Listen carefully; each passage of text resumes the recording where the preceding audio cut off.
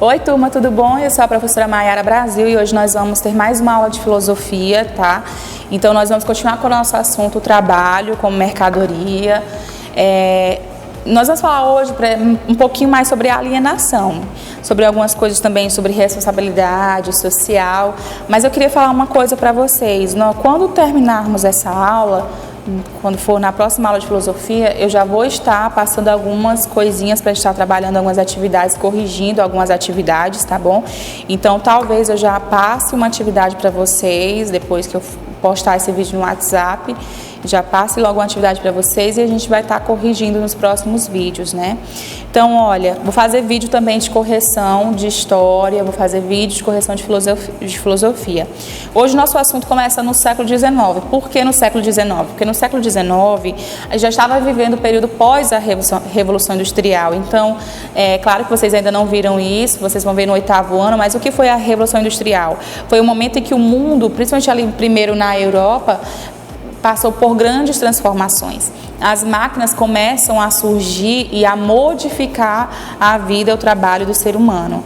E aí muitas pessoas esperavam que com a industrialização a sociedade evoluísse, se desenvolvesse.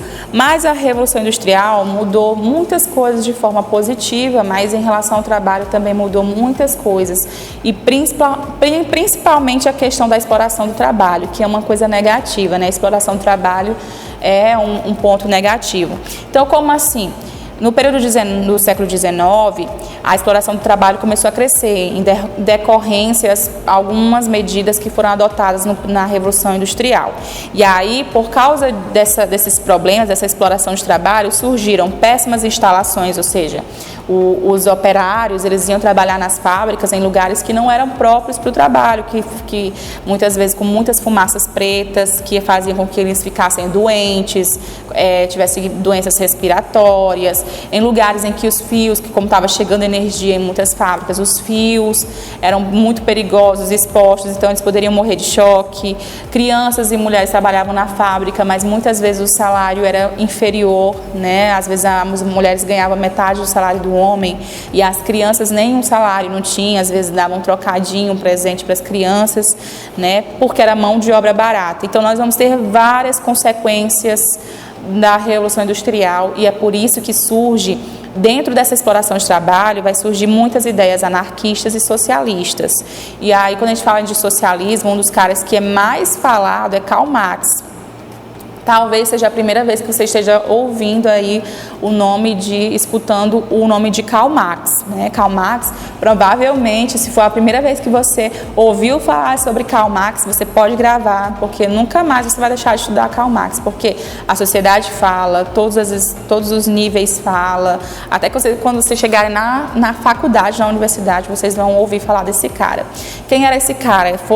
Ele foi meio que um historiador, um pouquinho sociólogo, muito filósofo, que vai falar sobre a exploração do trabalho.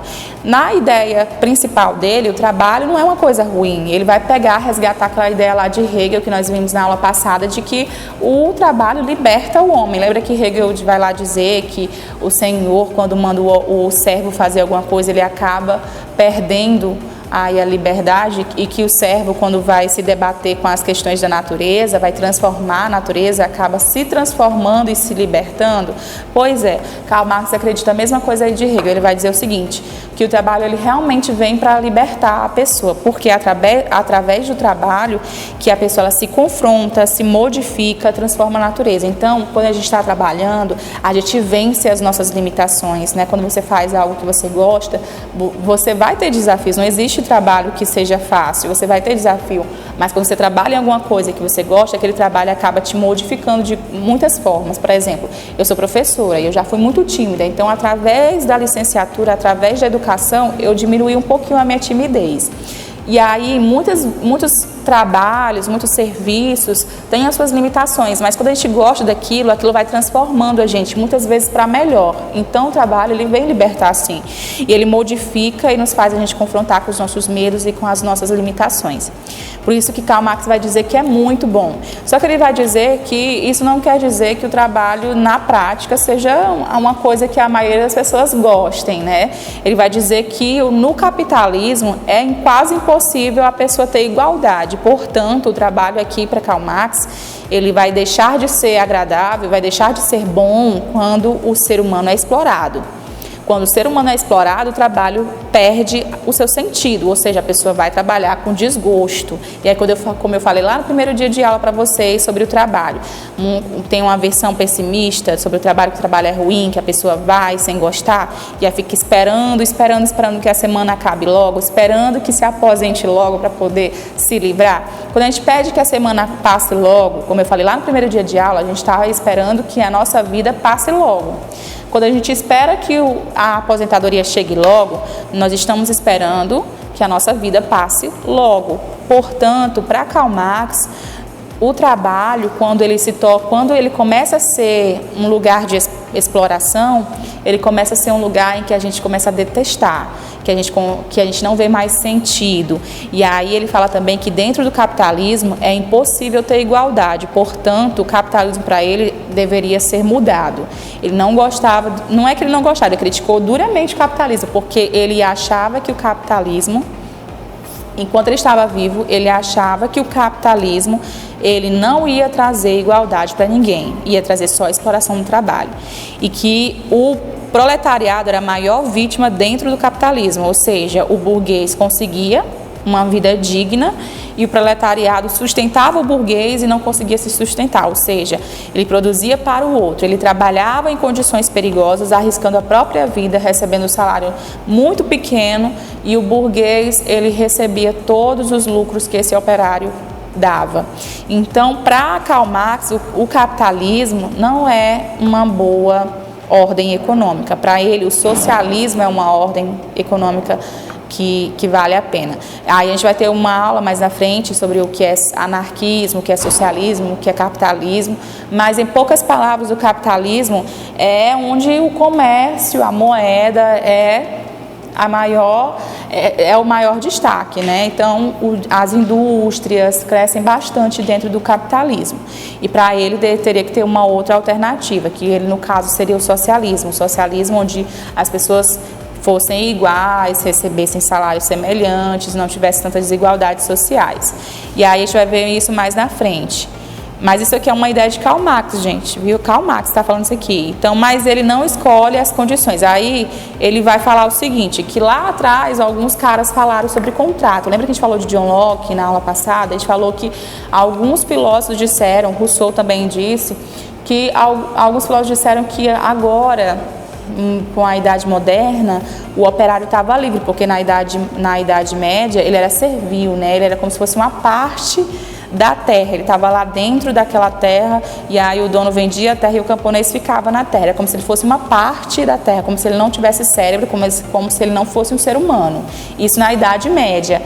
Para alguns filósofos como John Locke e Rousseau, ali dentro da modernidade, eles tinham a liberdade de escolher o lugar que eles queriam trabalhar, eles tinham liberdade de escolher como eles queriam trabalhar através de um contrato. Ou seja, se eu pego um contrato e lá está dizendo o seguinte, olha, você tem que fazer isso, isso e isso, aí você lê o contrato antes de assinar.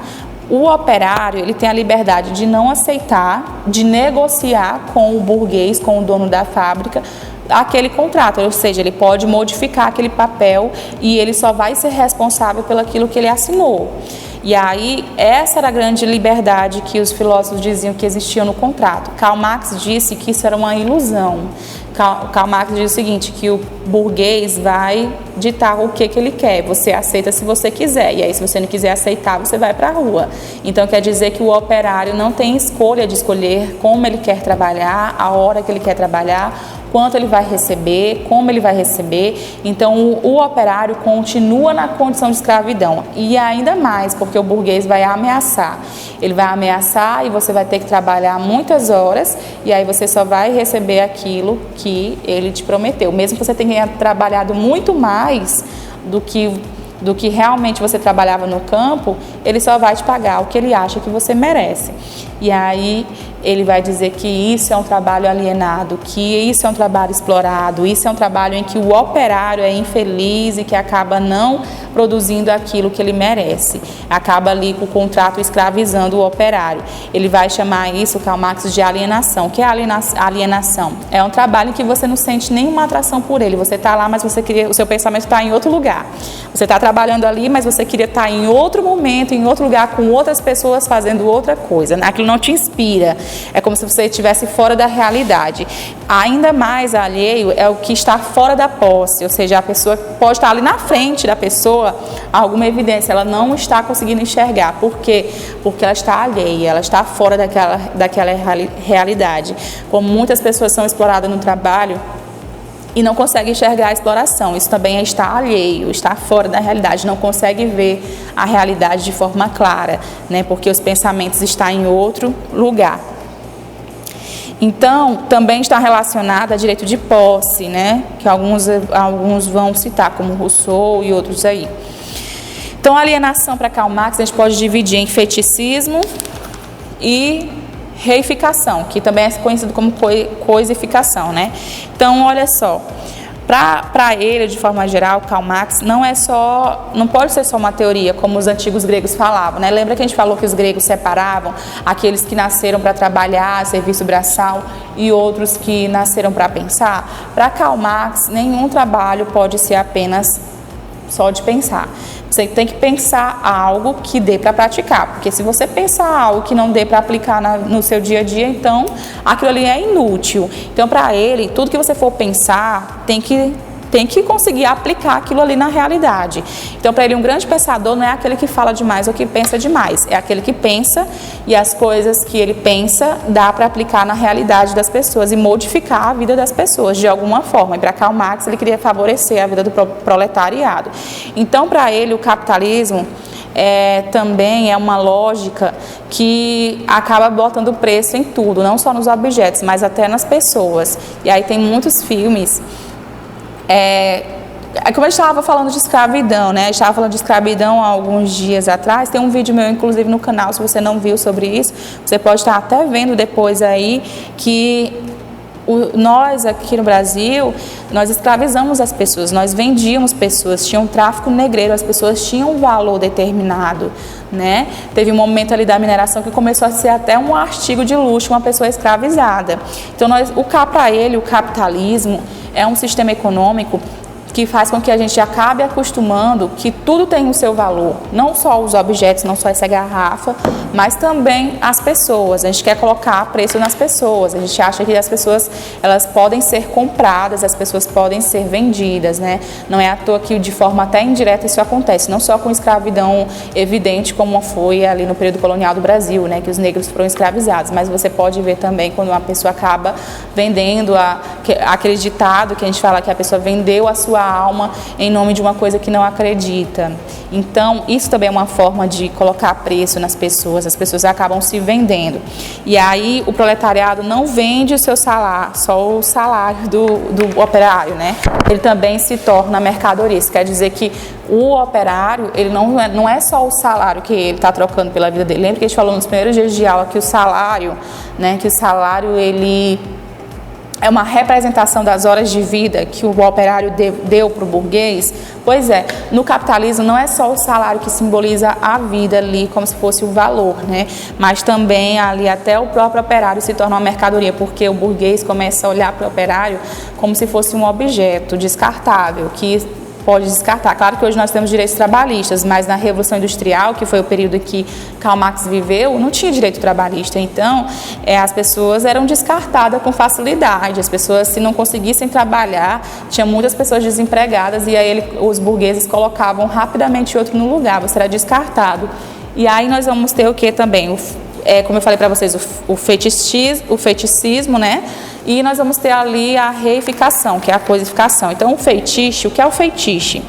É você pegar aquelas mercadorias e dar um valor simbólico para aquelas mercadorias, mas não só na questão de que são mercadorias em si, mas a gente acaba colocando nas coisas a nossa própria felicidade, a gente acaba enaltecendo um objeto como se aquele objeto fosse o motivo da minha felicidade. Então, no capitalismo, que é o fetiche, né? Aquele trabalhador que passa o mês todinho trabalhando e aí ele se sente desprezado pela sociedade, ele se sente descartado pela essa sociedade que ele vive, e aí ele pega o pouco salário que ele recebe e ele vai na loja do burguês que explorou ele e compra um objeto para poder se sentir melhor, ou seja, ele compra aquele objeto para se sentir incluído na sociedade. Por exemplo, aquelas roupas muito caras, né, que às vezes tem uma do mesmo valor, quer dizer, que tem uma bem parecido, né, com aquela mercadoria, mas com valor menor, né, inferior. E aí a pessoa quer comprar geralmente aquela outra blusa que é mais cara porque tem uma marca, tem um nome. Por que as pessoas fazem isso? As pessoas fazem isso não só pela qualidade da roupa, mas as pessoas fazem isso porque às vezes carregar uma marca simboliza você ser bem visto, você ser aceito, porque as pessoas já colocaram valor, não só o valor que você paga em dinheiro, mas colocaram o valor de como se fosse relacionado à felicidade, né? Como se a sua felicidade estivesse depositada no objeto. E aí você pega todo o seu salário lá na loja, você gasta tudo como querendo ser feliz através daquele objeto, mas aquele objeto, ele não te traz nenhuma felicidade. Então o feticismo é você sonhar que você vai ser feliz, que você vai conseguir comprar a sua felicidade através do objeto. Por exemplo, tem pessoas que entram numa loja e aí quando entra na loja, ela não consegue parar, ela quer comprar tudo. Por quê? Porque ela acha que ela precisa daquilo para viver, mas na verdade ela quer agradar as pessoas, ela quer se sentir amada, todo mundo quer se sentir amado. Então a gente acaba fazendo com que, comprando para poder agradar as pessoas. Isso é o feticismo, é como se as mercadorias, elas ganhassem vida, elas tivessem mais valor do que o próprio ser humano. Inclusive, muitas vezes a gente acaba se relacionando com as pessoas por aquilo que ela tem. A gente não quer fazer amizade porque a pessoa é legal, é engraçada, tem caráter. Muitas pessoas querem fazer amizade porque aquela ali tem dinheiro, aquela pessoa tem carro, aquela pessoa tem um celular muito bom, a pessoa tem uma roupa muito cara, deve ser chique, aquela pessoa só come em restaurante caro, vai que ela me leve também, né? Então, geralmente a gente tem esse fetiche de querer consumir as coisas valem mais do que o próprio ser humano. A gente coloca mais afeto nos objetos do que realmente no ser humano. A gente acaba esquecendo um pouquinho o ser humano. E aí, quando a gente fala um pouquinho de esquecer o ser humano, nós estamos falando da reificação, que é o quê? É para fazer com que o ser humano se torne um objeto. Se eu coloco aquele objeto como mais importante do que o ser humano, então o objeto ganha dignidade, ganha uma humanização, e o ser humano, ele ganha uma coisificação, ou seja, é como se eu colocasse aquele objeto, aquela pessoa como se fosse um objeto, né? Aquela pessoa não tem mais um valor para mim, aquela pessoa deixou de ter um valor, ela é apenas uma pessoa que eu posso comprar, que eu posso usar, que eu posso, enfim, fazer o que eu quiser de acordo com os meus interesses. Isso é a reificação, quando eu coisifico o homem. Eu não sei se está dando para entender. Fetiche é quando a gente coloca a nossa felicidade nos bens materiais. Nós queremos ser amados, então a gente valoriza mais as mercadorias do que o ser humano. E o reificação é quando a gente coloca o ser humano como se fosse um objeto, como se o ser humano não tivesse nenhum valor, como se o ser humano não fosse nada.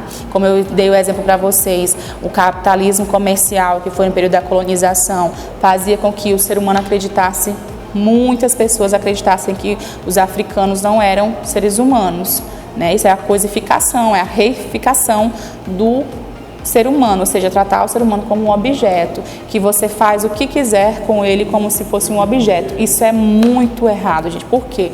Karl Marx queria justamente impedir que o ser humano se tornasse descartável. Não tem coisa pior do que você chegar num lugar e você se sentir um objeto descartável, como se você não tivesse valor nenhum. É o que acontece no capitalismo, é como se as pessoas, elas perdessem o valor, se tornassem descartáveis com muita facilidade. Até nossos relacionamentos são assim.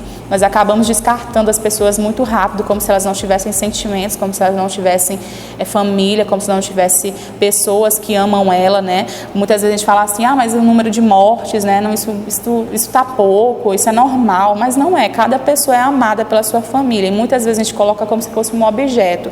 Muitas vezes o consumismo, ele é muito forte na nossa sociedade. Por quê? Por que a pessoa compra tanto e nunca é feliz? Porque a gente acaba depositando, o capitalismo faz a gente pensar que a nossa felicidade tem que ser comprada. E a nossa felicidade não precisa ser comprada. Ela está nas relações que eu vou manter com as pessoas mais próximas de mim, como a família. Se eu tenho um relacionamento bom com minha família, logo eu me sinto feliz. Se eu tenho um relacionamento bom com amigos que me amam de verdade, que se preocupam comigo, eu sou feliz. Então, os relacionamentos saudáveis não são aqueles que você precisa comprar alguma coisa para provar algo, né? Muitas vezes algumas mulheres pedem que o namorado compre uma coisa cara para provar que ama. Mas aí não precisa. O amor, ele não está só na compra de um objeto. O amor, ele é muito mais amplo do que isso. A gente já deve falar sobre o amor em outras aulas. E assim também muitos homens querem agradar as mulheres como se as mulheres fossem um objeto. E isso, gente, é o pior erro da humanidade. Por isso que a nossa sociedade está tão vazia. E aí nossa sociedade é uma sociedade que vive muito o problema da depressão. Né? A depressão, ela vem daí, de um grande vazio da alma. Mesmo a pessoa tendo muitos objetos dentro de uma casa, ela se sente infeliz. Então, eu espero que vocês tenham gostado dessa aula. Qualquer dúvida, vocês podem me perguntar e até a próxima aula.